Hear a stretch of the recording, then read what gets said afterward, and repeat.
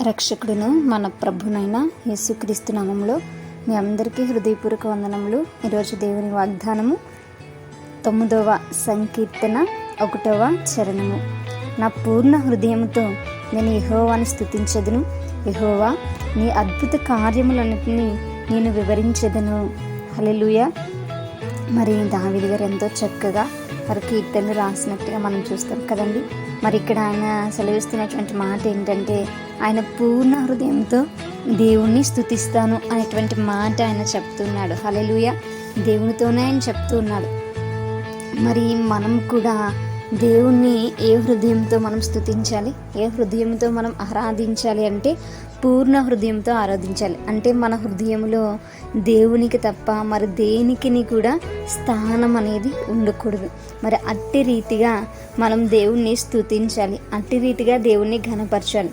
మరి కొంతమంది ప్రార్థన చేస్తూ ఉంటారు. ప్రార్థన చేసినప్పుడు మరి ప్రార్థనకు తప్ప మిగతా అన్నీ కూడా ఆలోచన చేస్తూ ఉంటారు కదా.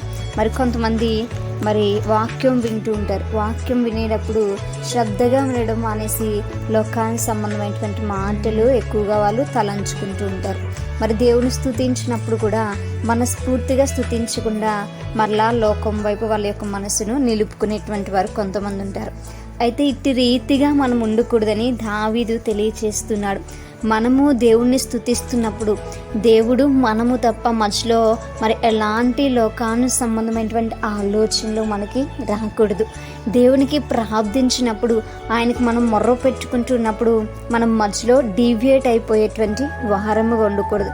మనం పూర్ణ హృదయంతో కనుక దేవుణ్ణి స్తుతిస్తే, పూర్ణ హృదయంతో కనుక ఆయనకు మనం మొర్ర పెట్టేటువంటి వారముగా ఉంటే మరి మధ్యలో ఏది కూడా మనల్ని ఆపదు, మధ్యలో ఏది కూడా అడ్డముగా రాదు.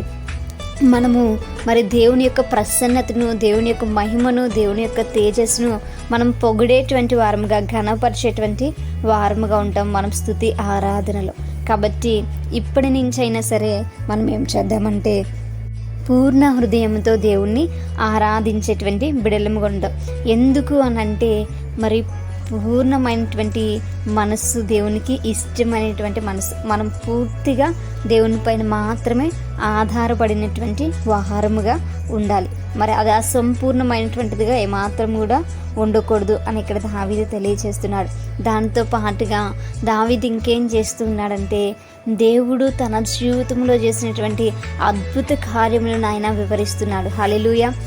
చాలామందికి ఆరాధన అంటే తెలియదు, స్తుతించడం అంటే తెలియదు. మరి ఆరాధన అంటే, స్తుతించడం అంటే మన దేవుడు ఏమై ఉన్నాడో దానిని మనం వివరించడం, ఆ మాటలను మనం పలకడం. మరి మన దేవుడు మన జీవితాల్లో ఏం అద్భుతాలు చేస్తాడో వాటిని కోసం భీకరంగా మాట్లాడడం, వాటినే స్తుతులు అంటారు. మరి దావీదు కూడా తన జీవితంలో జరిగిన అద్భుతాలను ఆయన వివరించేటువంటి వాడుకున్నాడు. అనేక మందికి పాటల రూపంలో, కీర్తనల రూపంలో ఆయన వాటిని వివరిస్తున్నాడు. మరి మనము కూడా దేవుడు మన జీవితంలో చేసినటువంటి అద్భుత ఆశ్చర్యక్రియలను మనము కూడా వివరించేటువంటి బిడ్డలముగా ఉండాలి కదా. దేవుడు మన జీవితాల్లో ఎన్నో అద్భుతాలు చేస్తుంటారు, ఎన్నో ఆశ్చర్య కార్యములను ఆయన జరిగించి ఉంటారు. వాటిని కోసం మనం ఎల్లప్పుడూ కూడా మరి ఇతరులకు చెప్పేటువంటి వారముగా, వాటిని బట్టి దేవుడిని ఇంకా మహిమపరిచేటువంటి వారముగా ఉండాలి.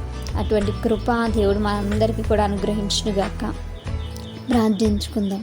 పరిశుద్ధుడ మహాగణుడ మీకు వందనాలు.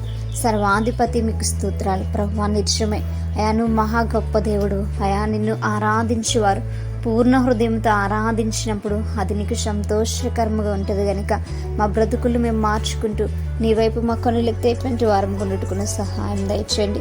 అటు రీతిగానే ప్రభువా, నువ్వు చేసిన అద్భుత క్రియలను, ఆశ్చర్య క్రియలను ఆ ఇతరులకు వివరించి నీ సాక్షులుగా మేము జీవించుటకు కృపాధన్యత మా అందరికీ అనుగ్రహించమని ప్రార్థన దయచేసి మీ పాదశానికి చేర్చుకోమని యేసయ్య పరిశుద్ధ నామములో అతి మిక్కిలి వినముగా బ్రతిమలాడి వేడుకొని పొంది ఉంటున్నాం మా ప్రియ పరలోకపు మా కన్న తండ్రి. Praise the Lord everyone. May God bless you all.